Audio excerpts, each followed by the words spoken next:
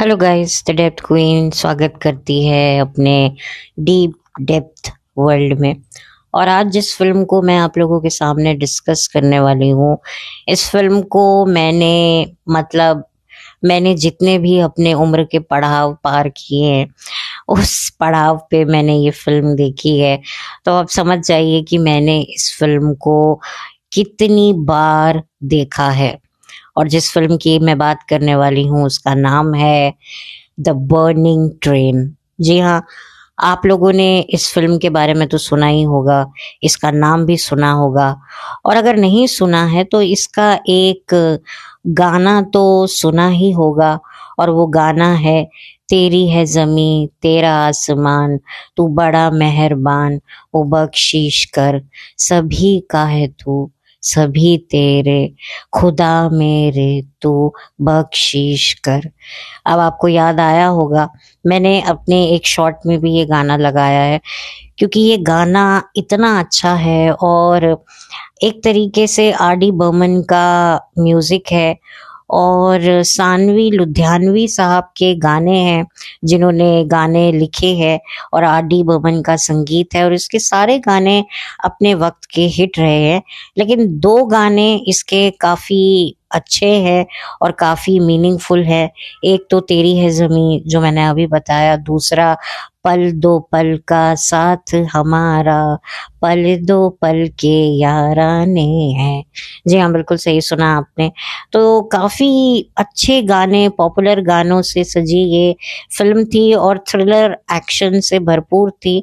और इसकी कहानी थी कि एक ट्रेन सुपर एक्सप्रेस में लग जाती है आग और हो जाते हैं ब्रेक फेल, और कैसे उस ट्रेन में पैसेंजर्स जो उस ट्रेन में सफर कर रहे होते हैं, वो किस तरीके से सरवाइव करते हैं, किस तरीके से अपनी जान बचाते हैं।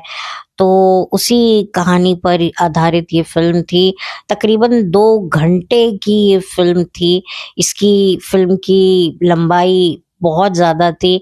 और हम लोगों ने एक्चुअल में इस फिल्म को जब जब देखा है तो एक तरीके से काफ़ी एडिट के साथ देखा है, क्योंकि अभी हाल ही में मुझे जो इस मूवी का प्रिंट मिला है यूट्यूब पर, उसमें मैंने वो गाना भी देखा है जो आज तक मैंने ये गाना इस फिल्म में नहीं देखा था। और वो गाना था तेरी है ज़मीं तेरा आसमां। क्योंकि ये फिल्म इतनी लंबी थी, दूरदर्शन पर या केबल टीवी पे जब जब ये फिल्म आई है, ये गाना कभी मूवी में हमें दिखा ही नहीं है। बस जब फिल्म खत्म होती है, खत्म हो रही होती है, तो बैकग्राउंड में ये गाना बज रहा होता है। बट एक्चुअल में ये गाना सिमी गरेवाल पर फिल्माया गया है, जो टीचर होती है और इसी ट्रेन में सफ़र कर रही होती हैं अपने नन्हे मुन्ने स्टूडेंट्स के साथ, और किस तरीके से उन मासूमों को कह रही होती हैं कि जो गॉड हैं वो छोटे बच्चों की प्रेयर्स ज़रूर सुनते हैं। क्योंकि एक टाइम पे जो पैसेंजर्स थे, सब ने एक एक करके गिव अप करना शुरू कर दिया था। मतलब एक तरीके से कहते हैं ना कि परिणाम घोषित होने से पहले ही खुद को हारा हुआ मान लेना। क्योंकि जब मौत आपके बिल्कुल कुछ ही पलों के फासलों पर खड़ी होती है ना, तब आपको लगता है यार अब तो गए, अब तो नहीं बचेंगे, अब तो मतलब कोई चमत्कार ही हमें बचा सकता है। अब तो वो जो ऊपर ताकत बैठी है, बस अगर वो अपनी रहमत हम पर दिखा दे तो शायद हमारा कुछ हो सकता है, नहीं तो अब हमारा कुछ नहीं हो सकता। और वाकई ये फिल्म आप देखेंगे ना, तो एक टाइम पर जो पैसेंजर्स थे उनको लगता था कि अब हम नहीं बचेंगे। कुछ तो ये सोच रहे थे कि अगर हम मर गए तो हमारे बच्चे हमारी लाशों को पहचान तो लेंगे ना, कहीं किसी और को हमें समझकर हमसे लिपट लिपट के तो नहीं रोएंगे ना। मतलब आप सोचो कि जब इंसान मर रहा होता है तो उसकी क्या थिंकिंग होती है। तभी कहते हैं कि जब आपका अंत समय आता है तो आपको संसार से अपनी नजर हटा करके सिर्फ एक उस ईश्वर पर अपनी नजर टिका लेनी चाहिए। तो वही कहते हैं ना, तू चाहे तो हमें रखे, तू चाहे तो हमें मारे, तेरी रहमत के आगे हम सर झुकाते हैं। ओ सबसे बड़ी ताकत वाले, तू चाहे तो हर आफत टाले। ये जो बातें हैं ये यूं ही नहीं कही जाती है। जब वाकई मौत मतलब कुछ ही इंच आपसे दूर होती है ना, तब आपको दुनिया की सच्चाई समझ में आती है। तब आपको ना धर्म दिखाई देता है, ना मजहब दिखाई देता है, ना कोई धर्म समझ में कोई और आ रहा होता है, ना कोई संप्रदाय पर आप उंगली उठाने का सोच रहे होते हैं, क्योंकि उस वक्त आपको आपके मन में एक ही बात आ रही होती है, या तो मरेंगे या तो बचेंगे, और बचेंगे तो नहीं लेकिन मरेंगे जरूर। तो ऐसे में अपने जो हमारे हाथ होते हैं वो अपने आप प्रार्थना के लिए, इबादत के लिए उठ जाते हैं कि हे भगवान, हे अल्लाह, हे जीसस, हे वाहे गुरु, हमने हर तरीके की कोशिश करके देख ली, अब हमने तेरे पे सौंप दिया है, अब तेरी जो मर्जी होगी वो हमें मंजूर होगा। तो ऐसी सिचुएशन आती है, और जब ऐसी सिचुएशन आती है ना, तो एक तरीके से इसको ही एक सच्चा सरेंडर कहा जाता है भगवान के प्रति, खुदा के प्रति। क्योंकि हम नॉर्मल डेज में तो मतलब करते ही हैं पाठ पूजा, लेकिन हमारे दिमाग में भगवान से ज्यादा, खुदा से ज्यादा दुनिया की खुदाई हमारे दिमाग में होती है। लेकिन जब हमारा एंड पॉइंट आ जाता है ना कि बस अब इससे ज्यादा तो हमें सांसें मिलने नहीं वाली हैं, तब हमें लगता है कि आ जा भगवान, अब हमें बचा ले या उठा ले, अब ये पूरी तरीके से तेरी मर्जी है। तो ये आपको वो सारे एहसास इस मूवी के माध्यम से देखने को मिलेंगे कि भाई क्या धर्म, क्या संप्रदाय, क्या जात, क्या पात, कुछ भी नहीं रहता है। इंसान जब जिंदा है तब तक ही ये धर्म, संप्रदाय, जात पात, ऊंच नीच है, काला गोरा, पतला मोटा है। लेकिन जब इंसान चला गया इस दुनिया से, उसका शरीर तो बेजान हो गया, वो एक पत्थर के तरह हो गया है, और उसके साथ कुछ भी हो क्या फर्क पड़ता है। तो ये जो एक फीलिंग होती है ना, ये बहुत ज्यादा आपको जो है एक रियलिटी की तरफ लेकर जाती है जब आप इस तरीके की चीजें देखते हैं। तभी आप लोगों ने अक्सर देखा होगा किसी के घर में डेथ होती है तो वहां के जो घर में रहने वाले जो लोग होते हैं वो कितने सादे तरीके से रह रहे होते हैं। कोई मेकअप नहीं, कोई जेवर नहीं, कोई किसी भी तरह का कोई महंगा कपड़ा नहीं, क्योंकि उस टाइम पर एक वैराग्य माहौल छाया होता है। किसी भी धर्म में आप देख लीजिए, चाहे हिंदू हो, मुस्लिम हो, मतलब एक डेथ है ना, वो एक रियलिटी है। जब आप रियलिटी देखते हो ना, तब आपको संसार, ये मोह, ये चटक मटक कुछ भी आपके जहन में नहीं आता है। आपको पता चलता है यार ये सब कुछ तो 4 दिन का था, लेकिन इसको जमा करने के लिए, बनाने के लिए हमने तो अपनी हड्डियां तक घिस डाली, अपनी चमड़ियां तक हमने जो है उधड़वा ली। ऐसी लोगों को फीलिंग आती है। तो यही होता है कि ये डेथ पर जो घर वाले होते हैं वो ऐसे रहते हैं। वो बात अलग है, जो मेहमान आते हैं वो तो गॉगल वॉगल पहन कर और डिजाइनर सूट डालकर, जैसे कि सेलिब्रिटीज का तो आप देखते ही हैं, वो तो बकायदा पेपराजी उनकी अटेंडेंस लेकर बैठे हुए होते हैं। अच्छा ये फलाना गया है अभी घर के अंदर, कौन कौन जा रहा है, अच्छा वो एक्स वाइफ आई थी, अच्छा वो बच्चे आए थे पहली शादी से, अच्छा वो जिसके साथ एक बार लड़ाई हुई थी सर की या मैम की वो भी आई हैं, अच्छा अच्छा कौन कौन आया। तो पूरा एक रजिस्टर लेकर सारे बैठे हुए होते हैं। खैर एनीवे, मैं टॉपिक से भटकूंगी नहीं, मैं वापस द बर्निंग ट्रेन के अंदर बैठूंगी और आपको बताऊंगी कि इस फिल्म में जो कहानी है, सबसे पहले तो बता दूं कि 1980 की ये फिल्म है, और रवि चोपड़ा और बी आर चोपड़ा, ये एक तरीके से बी आर चोपड़ा के बैनर में बनाई गई फिल्म है, और इसे बनाया है रवि चोपड़ा ने, अगर मैं गलत नहीं हूं तो। अगर कुछ भी मैंने कुछ गलत कह दिया होगा तो मैं कमेंट सेक्शन में अपनी गलती सुधार दूंगी।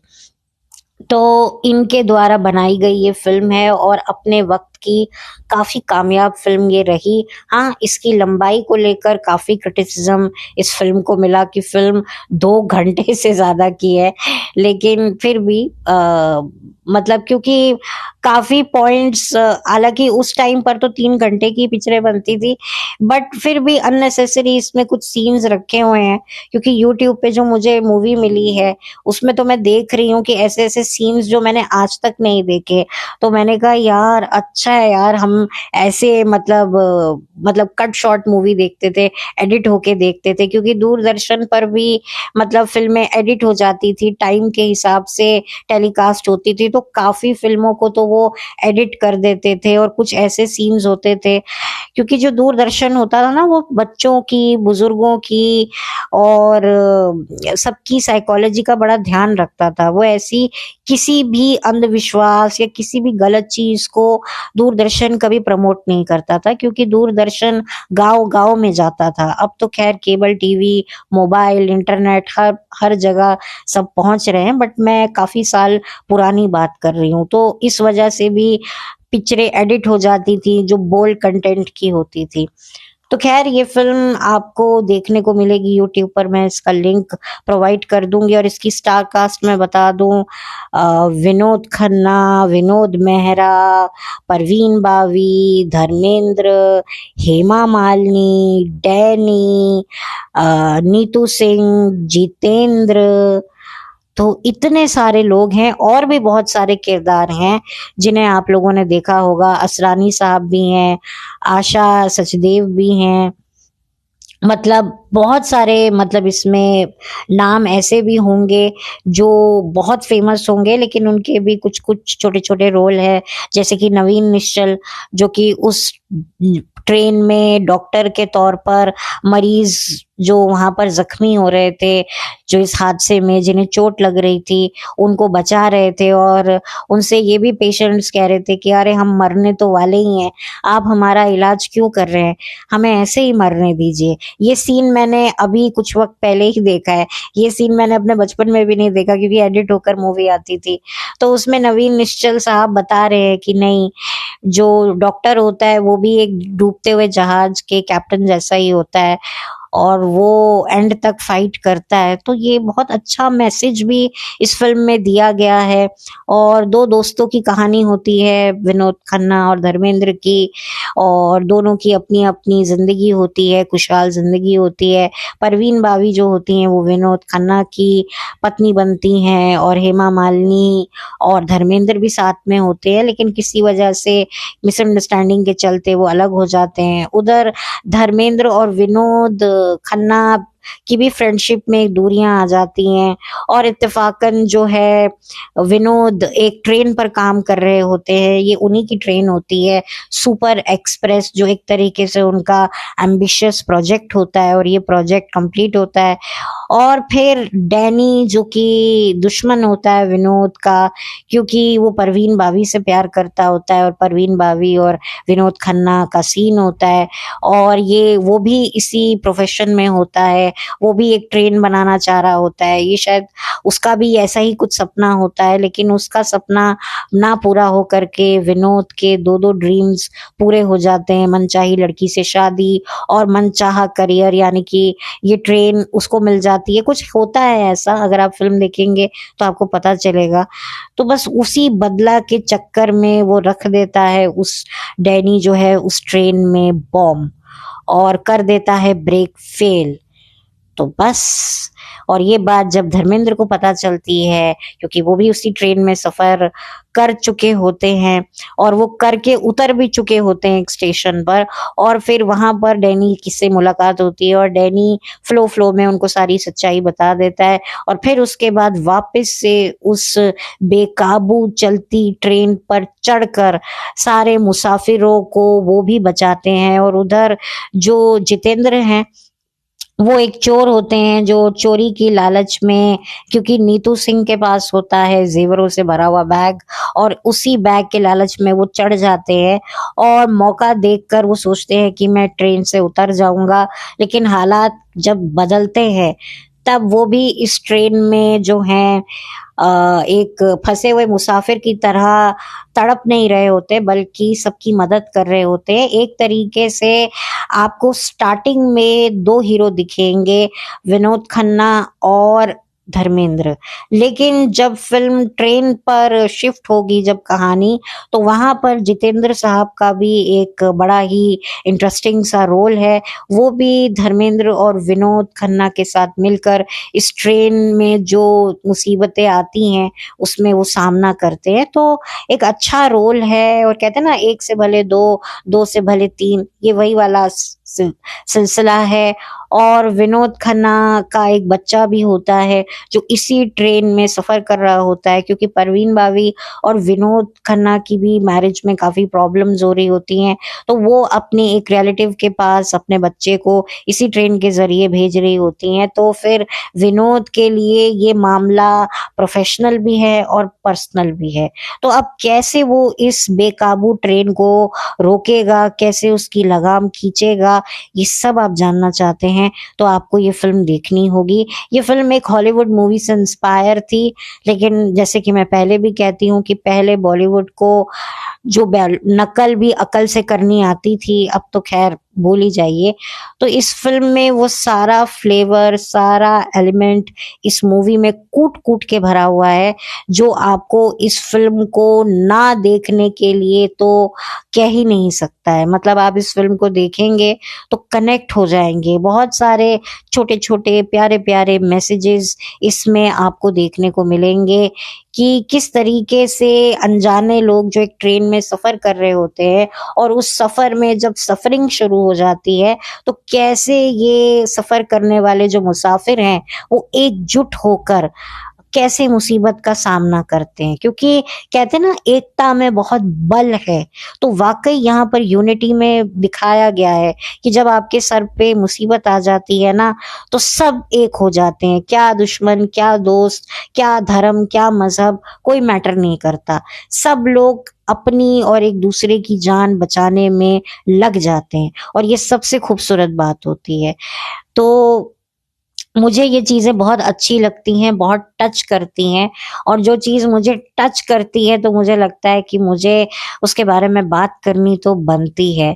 और वाक़ई जब आप ऐसी फ़िल्में देखते हैं कि किस तरीके से जब जान पर मुसीबत आ जाती है, तब अपने आप ही हिम्मत आ जाती है कि भई मरने से पहले नहीं मरेंगे, इस मैदान में उतरे हैं तो लड़कर ही मरेंगे, भले ही हार जाएँ, लेकिन लड़कर ही मरेंगे।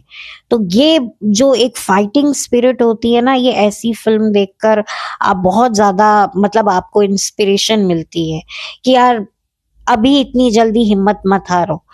कहते हैं ना कि मरने से पहले नहीं मरना चाहिए, फाइट करना चाहिए। क्या पता कौन-सा तुक्का लग जाए और किस्मत जो है वो पलट जाए और मौत जो है वो चकमा हम दे पाएँ। तो बहुत ही अच्छी मूवी है, और मैंने तो ना जाने इसको कई बार देखा हुआ है। मुझे नहीं पता कि आप में से कितने लोगों ने इस मूवी को देखा है, लेकिन मैं जेन्युइनली ये चाहूँगी कि आप लोग ये फ़िल्म देखें। और कंप्लीटली फैमिली मूवी है। इसमें बहुत सारे किरदार हैं, और इसमें रंजीत भी हैं। सबके छोटे-छोटे किरदार हैं जो ट्रेन में आपको, कुछ लोगों के तो बहुत छोटे-छोटे किरदार हैं जो ट्रेन में आपको देखने को मिलेंगे। हालाँकि उन्हें निभाने वाले लोग शायद, हो सकता है आपने कभी किसी अच्छे नेगेटिव या पॉज़िटिव या कॉमेडी वाले किरदार में देखे हों, लेकिन इस फ़िल्म में भी आपको छोटी-छोटी झलकें मिलेंगी। हेमा मालिनी हैं, वो भी इस ट्रेन में सफ़र कर रही होती हैं। परवीन बावी नहीं होती हैं, लेकिन उनका बेटा इस ट्रेन में सफ़र कर रहा होता है। तो पूरे तरीके से इसमें दिखाया गया है कि एक प्रेग्नेंट लेडी भी इस ट्रेन में होती है। अच्छा, इस फ़िल्म में ना आपको, क्योंकि सास भी कभी बहू थी की बा भी देखने को मिलेंगी, और उनके रियल लाइफ हस्बैंड भी आपको देखने को मिलेंगे। हालाँकि दोनों अलग-अलग काम कर रहे हैं। जो बा हैं वो उस प्रेग्नेंट औरत की मदर बनी हैं, और वो विनोद मेहरा की वाइफ होती हैं, और वो भी विनोद खन्ना के दोस्त होते हैं। वो भी इस ट्रेन में काम कर रहे होते हैं। तो उनके लिए भी ये बहुत बड़ा एक तरीके से एक वो बन जाता है कि भई पर्सनल और प्रोफेशनल, क्योंकि भाई एक तो आपने ये ट्रेन बनाई है, आपने डिजाइन करी है, जो भी है, और ऊपर से आपका कोई फैमिली मेंबर भी इस ट्रेन में सफर कर रहा है, और फिर उसके बाद ट्रेन पे कोई मुसीबत आती है, तो वो यात्री जो इतने लोग बैठे हैं विश्वास करके इस ट्रेन पे, उनकी जिम्मेदारी और आपकी अपनी फैमिली की भी जिम्मेदारी कि आपका फैमिली मेंबर भी है, तो वो एक डबल प्रेशर आ जाता है कि यार अब तो पीछे नहीं हटना है। क्योंकि इंसान सब कुछ बर्दाश्त कर सकता है, लेकिन अपनी फैमिली को तकलीफ में तो नहीं देख सकता। फैमिली का फिर कहते हैं ना मतलब ही क्या हुआ। जो फैमिली होती है, हम लड़ते हैं, झगड़ते हैं, गाली गलौज कुछ भी करें, लेकिन कहीं पर हमें पता चले कि हमारा फैमिली मेंबर किसी तकलीफ में है, तो फिर हमारी जान पर बनाती है। और इस फिल्म में भी दिखाया गया है कि जितने भी पैसेंजर्स हैं, उनके घर वाले तड़प रहे हैं, स्टेशन पे वेट कर रहे हैं, ट्रेन रुक ही नहीं रही है, चलती जा रही है बेलगाम घोड़ी की तरह, सरपट सरपट सरपट सरपट, छुक छुक छुक छुक छुक छुक करती हुई, आग लगी हुई है ट्रेन में। और उस टाइम पर जिस तरीके से फिल्माया गया है, जो डायरेक्शन है, मतलब उस टाइम पर तो इतनी ज्यादा फैसिलिटीज भी नहीं होती थी, इतनी हाई टेक्नोलॉजी भी नहीं होती थी, पर उसके बावजूद भी अपने तरीके से मतलब अच्छा काम किया है। और कई चीजें आपको समझ भी आ रही होती हैं, पता भी लग रही होती हैं, लेकिन भाई एफर्ट्स की सबसे ज्यादा कीमत है, क्योंकि पहले के टाइम में फिल्म बनाने में बड़ी मेहनत लगती थी, क्योंकि इतनी सुख सुविधाएं होती नहीं थी। अब तो बहुत सारे टेक्निकल ग्राउंड्स पे आपको अच्छी खासी हेल्प मिल जाती है। तो एक इस फ़िल्म को मुझे रिव्यू करते वक़्त काफ़ी अच्छा भी लग रहा है, क्योंकि मुझे ऐसी सर्वाइवल मूवीज़ को देखकर काफ़ी अच्छा फ़ील होता है, और मैं चाहती हूँ कि ऐसी मूवीज़ देखें और आपके अंदर भी कुछ कर गुज़रने का, मतलब कभी कहते हैं ना कि एक तरीके से रियलिटी है कि डरपोक से डरपोक इंसान का अगर कहते हैं ना सर्वाइवल इंस्टिंक्ट जाग जाता है, तो उसमें भी हिम्मत आ जाती है। मैं ये नहीं कह रही हूँ कि आप भी हीरो बन जाइए और कहीं की दूसरे की मुसीबत को आप खुद अपने सर पे जानबूझकर, मैं ये नहीं कह रही हूँ। मैं ये कह रही हूँ कि जब आप पर कोई मुसीबत आ जाए, या आपके अपनों पर मुसीबत आ जाए, या आप जिनके साथ कोई सफर कर रहे हैं, या आप इस सिचुएशन में फंस जाएं, तो कैसे अपने आप को संभालना, कैसे करना, ये ऐसी फिल्मों से आपको बहुत कुछ सीखने को मिलता है। और हमारी असल जिंदगी में, रोजमर्रा की जिंदगी में हम सरवाइव तो कर ही रहे होते हैं, कितना कुछ प्रॉब्लम्स हम लोग फेस कर रहे होते हैं, एक के बाद एक प्रॉब्लम्स तो आ ही रही होती है। लेकिन एक ऐसी सिचुएशन में जहाँ पर हम लोग अपना माइंड फ्रेश करने के लिए कहीं ट्रैवल करने गए हों, और वहीं पर कुछ ऐसी सिचुएशन में फंस जाए, तो पहले तो इंसान को शॉक लग जाता है, यार ये क्या, हम तो क्या सोचकर घर से निकले थे, इससे अच्छा तो ना ही करवाते अपनी टिकट, क्यों हमने घूमने की सोची। मतलब कितना, मतलब इंसान की साइकोलॉजी पर कितना बड़ा असर पड़ता है, कितना प्रेशर आता है कि अरे यार क्या होगा, मुझे कुछ होगा, मेरा ये सफर इस सफर में ही खत्म हो जाएगा, जिंदगी का सफर। बहुत सारी बातें होती हैं। तो मतलब कहते ना, हिम्मत मदा मदद खुदा, कि हिम्मत जब सर पे मुसीबत आती है ना, फिर अपने आप ही हिम्मत आती है। और ऐसी हिम्मत आती है कि आपको खुद भी वो नहीं होता है, आपको खुद पर भी विश्वास नहीं होता है कि भैया कुछ करके ही मरेंगे, ऐसे तो नहीं मरेंगे, मरना है ना तो ठीक है, चलो अपनी और दूसरे के लिए ही, जान बचाने के लिए ही मरेंगे ना, अब वैसे भी मरना है, ऐसे भी मरना है, तो चलो जी। तो वो हिम्मत, वो जज्बा, वो हौसला काफी आपका ना एक तरीके से वो शूट अप करता है, एक तरीके से उसको एक पुष्टि मिलती है ऐसी मूवीज को देखकर। ऑफ कोर्स बुरा भी लगता है, क्योंकि कुछ लोगों की डेथ भी हो जाती है मूवी के अंदर। जो भी सिचुएशन होती है, वो तो जब आप मूवी देखेंगे तो आपको पता चलेगा। तो ओवरऑल आप इस मूवी को एंजॉय कर सकते हैं, फैमिली के साथ बैठ के देख सकते हैं। और 80s का सिनेमा, जैसे कि मैंने कहा ही है, हमेशा से काफी डिफरेंट रहा है, तो ये भी काफी डिफरेंट मूवी थी, और आज भी काफी लोगों की ये फेवरेट मूवी है, और मैंने तो इसको बहुत बार देखा है। तो प्लीज आप लोग भी अपने ओपिनियन मेरे साथ शेयर कीजिएगा कि आप लोगों ने इस मूवी को कितनी बार देखा है। तो अपने ओपिनियन मेरे साथ शेयर कीजिएगा, चैनल पर नए हैं तो सब्सक्राइब कीजिएगा, और वीडियो अच्छा लगे तो लाइक कर दीजिएगा। और मेरा वीडियो अगर आपको किसी और के साथ शेयर करने लायक लगता है तो प्लीज जरूर कीजिए, मुझे कोई एतराज नहीं है। बहुत जल्दी मिलूंगी आपसे एक नए वीडियो के साथ। तब तक के लिए thank you so much. Have a blessed day.